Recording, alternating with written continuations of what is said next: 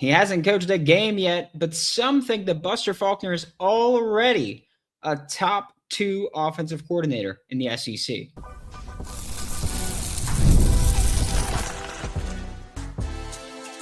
You are Locked On Gators, your daily podcast on the Florida Gators. Part of the Locked On Podcast Network, your team every day.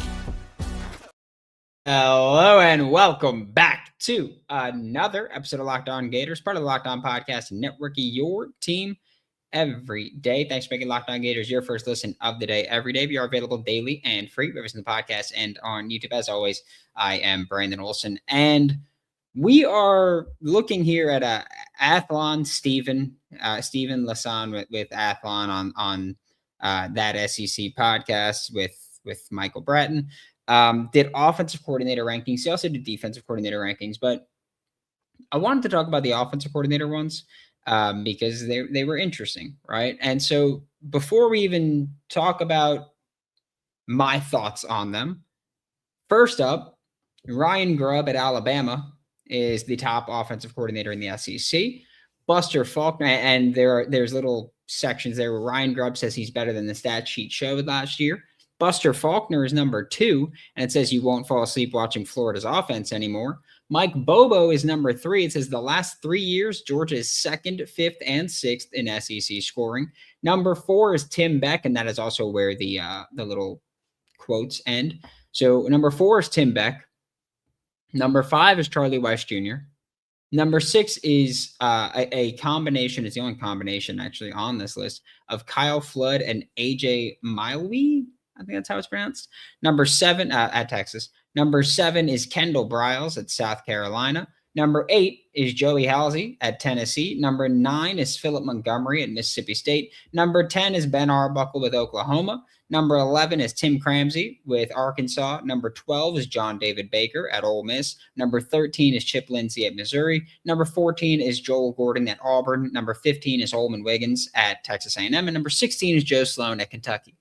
Couple notes there is one, I feel like a homer saying this, but then you look at what I say 95% of the time, and I think, I'm not a homer. I think Buster Faulkner's better than Ryan Grubb.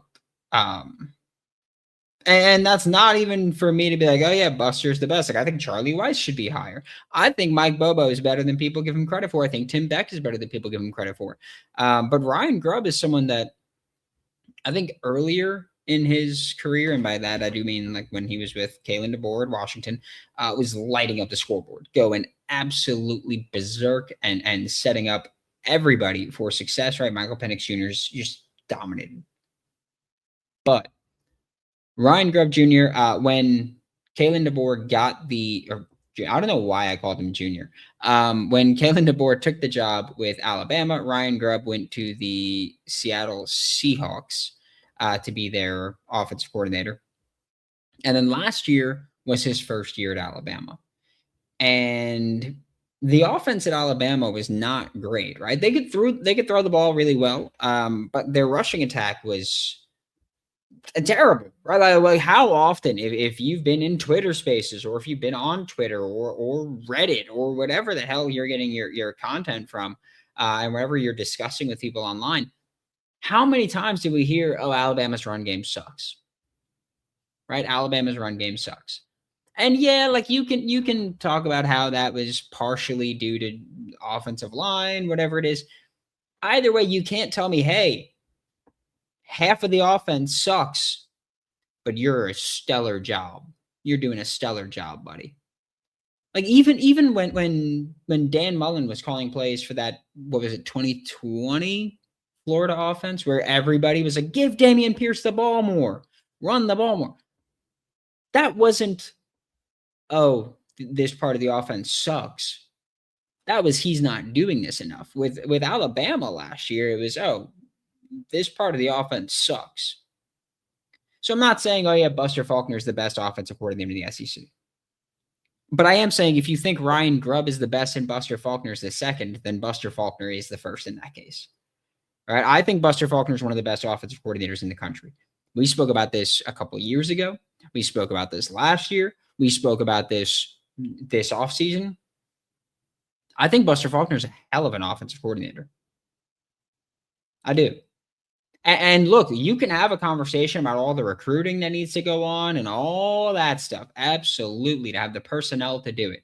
But in terms of when I'm talking about offensive coordinator, I'm talking about guys that put their players in position to succeed. Buster Faulkner is known for completely changing his offense depending on his personnel. That alone to me tells you, hey, you are such a good offensive coordinator because you set your guys up for success.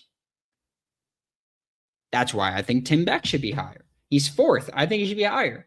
We spoke about this, was it yesterday or earlier today? We spoke about the unpredictability of Florida's schedule this year. And part of what we spoke about was that Vanderbilt has Jared Curtis starting, had Diego Pavia last year, and I think Diego Pavia gets too much of the credit for the offense. More of it should go to Tim Beck. But I think Tim Beck's a great OC. So, yeah, I think Buster Faulkner should be high. Honestly, I'd take Tim Beck over Ryan Grubb at this point. If I want a passing game coordinator, sure, Ryan Grubb. But that's not what I'm looking for. And, I'm not trying to be a jerk about it, right? But what I am saying is that we are now 2 entire seasons removed from the last time Ryan Grubb was a good college offensive coordinator. We have never seen him be an elite offensive coordinator in the SEC. We've never seen that from Buster Faulkner either, right? But we at least haven't seen Buster Faulkner be a mid offensive coordinator in the SEC.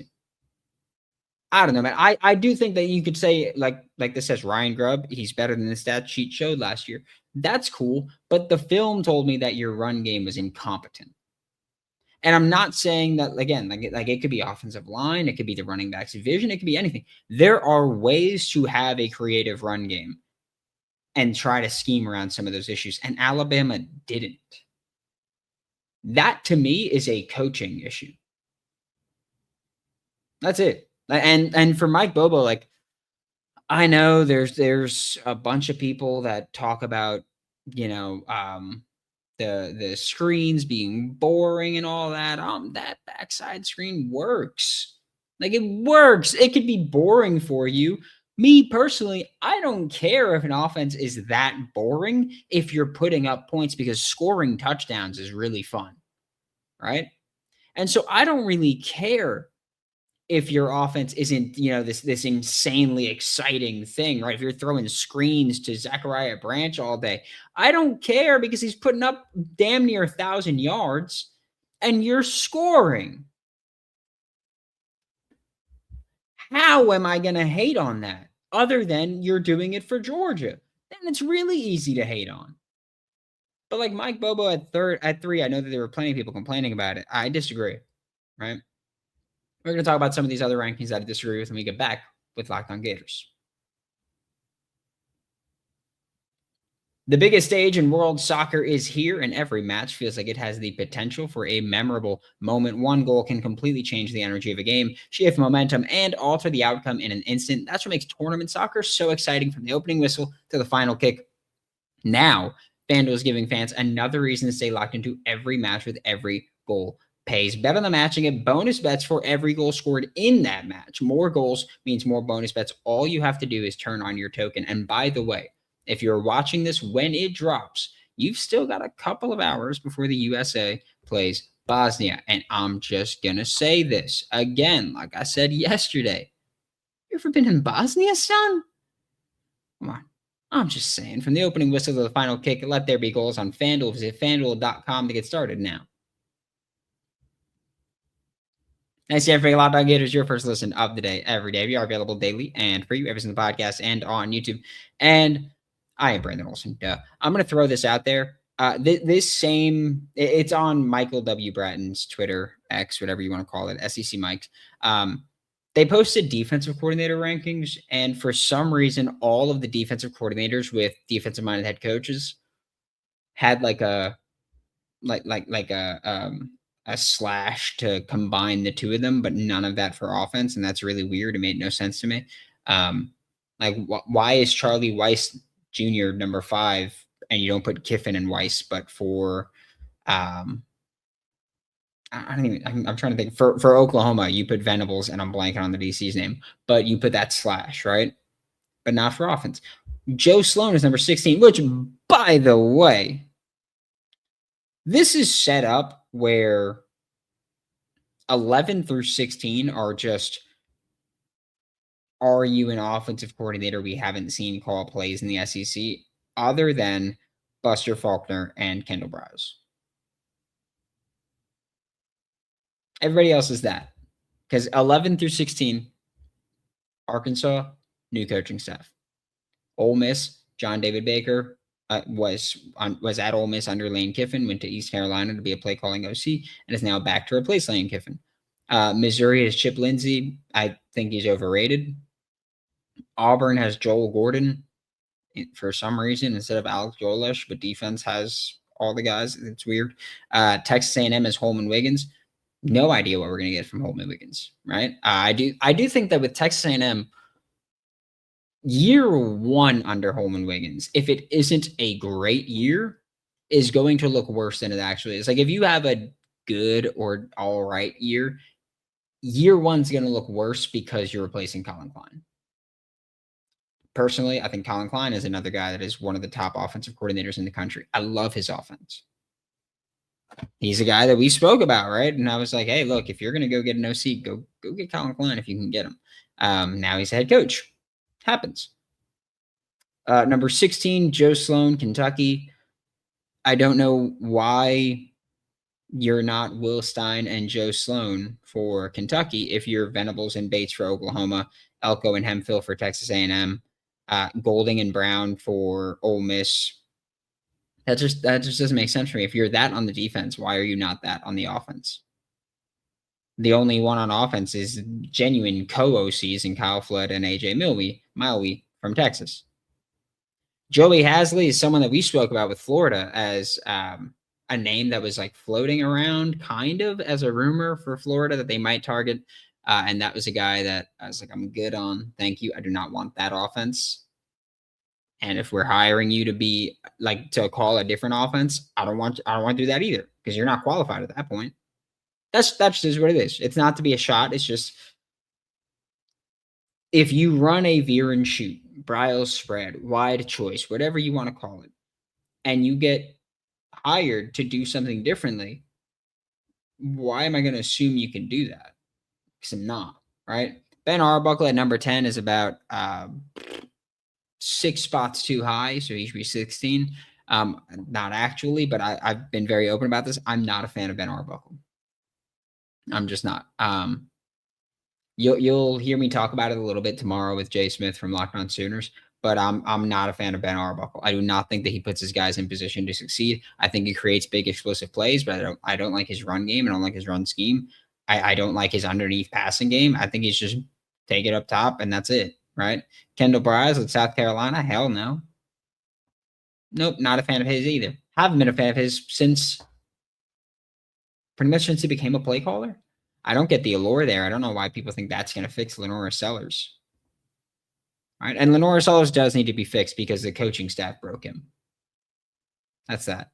Tim Beck, love it. He should be. I think you can genuinely make the case that Ryan Grubb should be below Buster Faulkner, Mike Bobo, and Tim Beck. I don't think Ryan Grubb has shown it. I'm sorry. Not in the SEC. I haven't seen it from him. So I'm gonna be pessimistic about him until you give me a reason to not be pessimistic about him. Thanks for making Locked On Gators your first listen of the day every day. We are available daily and free wherever the podcast and on YouTube. We will be back tomorrow. Talk more Florida Gators. For Locked On Gators, I'm Brandon Olsen. Don't forget to follow me on Twitter at WNS_Brandon. Find all my written work about the Florida Gators with swapsignal.substack.com. And I'll see you all next time.